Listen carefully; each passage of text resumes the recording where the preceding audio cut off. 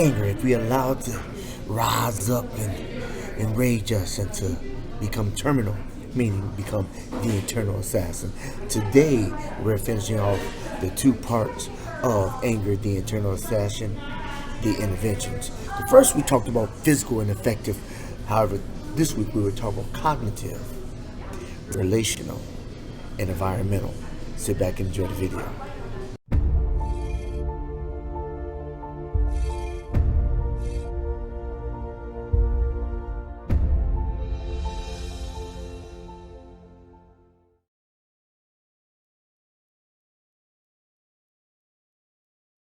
Okay, I'm gonna give you three alphabets that will help you with this situation. FCP.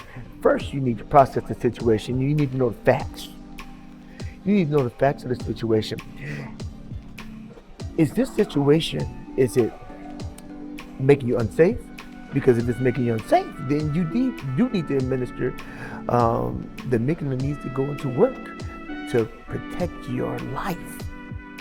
That's when the amygdala activates the fight or fright, the threat to your very life. That if you're feeling unsafe, or do you feel disempowered? Is the power being taken away from you that you feel that is right for yours?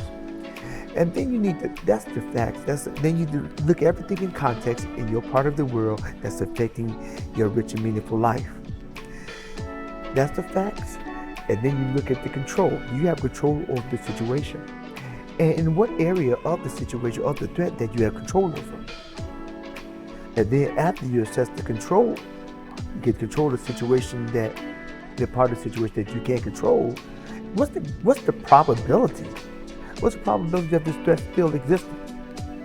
And again, I need to remind you that it's being within context in your little corner of the world, because it's all about if it's affecting your peace of mind, is it affecting your rich and meaningful life that you already have assessed before the crisis. Sometimes people just get angry. They just get angry because they don't get their way or people don't agree with them. Why is that? Why is it that some people get angry? They just get angry because people don't agree with them and they don't get their way. Is it possible that it's affecting their personal safety or their personal control? And it's possible that it could be affecting their personal safety. But I don't know each individual I'm addressing at this current time. But let's just put it this way. Why don't we use the energy that we're using to actually not control things that we can't control, to control things that we can. First of all, the intervention would be to evaluate why you're getting angry. Why are you getting angry, and why you get angry when people don't agree with you and when you don't get your way? Evaluate that. I really need you to evaluate that. And when you evaluate that and you assess the facts within context of the time, then use the energy that ordinarily you use to go off the rails and focus that on empowering and controlling the situation in the method that you can, or in the areas that you can. Of course, you cannot control the weather. You can't say, let there be sun. No, you can't control the weather. And a lot of times you can't control when people die. Certain things you can't control. But the things that you can control, you can empower yourself and you can focus your energy into controlling that situation. So that's an intervention that can be done, but you have to do it within yourself. It's a processing of time. As I was stating before, use the energy that you have. Don't stew on the emotions and just harness a negative darkness inside of you, but utilize that energy and focus on things that you control. Because you can't control everything, you can't control the world. Not all at once anyway. But one step at a time, inch by inch, it's a cinch. So use the energy that you have and control the situation in which you can control, and so you can lessen the threat of the things that you may think that may be a threat in your life. Next intervention will be environment. In my environment, you can go to senses. You have aromatherapy, things that a calming smell that actually affects how you perceive things and how your mind goes back. Like for instance, you can have a smell of apple pie. Apple pie may take you back to when you at grandmother's house when you're 9 years old. Happy times, happy people, happy situation. It may connect you and create dopamine, endorphins in your brain that make you feel good, and therefore bringing you down to a calm state. Meditation, you have sights, you have sounds, sights, sounds, and meditation. Sometimes people can't sit still.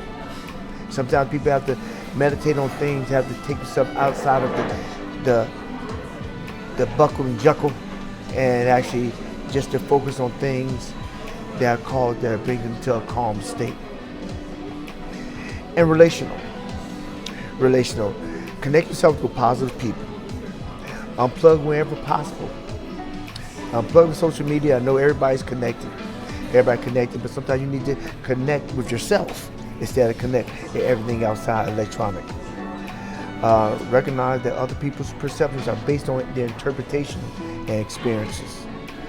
And working your self-esteem. Working yourself is many other things that you do relational that to bring you to a good state of mind and to bring down the amygdala and calm yourself so you can focus your energies where they need to be focused. So these are the interventions that I'm giving you. This completes anger, the internal assassin interventions. Hey journeymen and journeywomen, the video is up and we're finished for this part of this journey. And don't forget to look up above to see the videos that were mentioned earlier, and also I have a playlist that you can look and see if there's anything else that can help you on this journey we call life.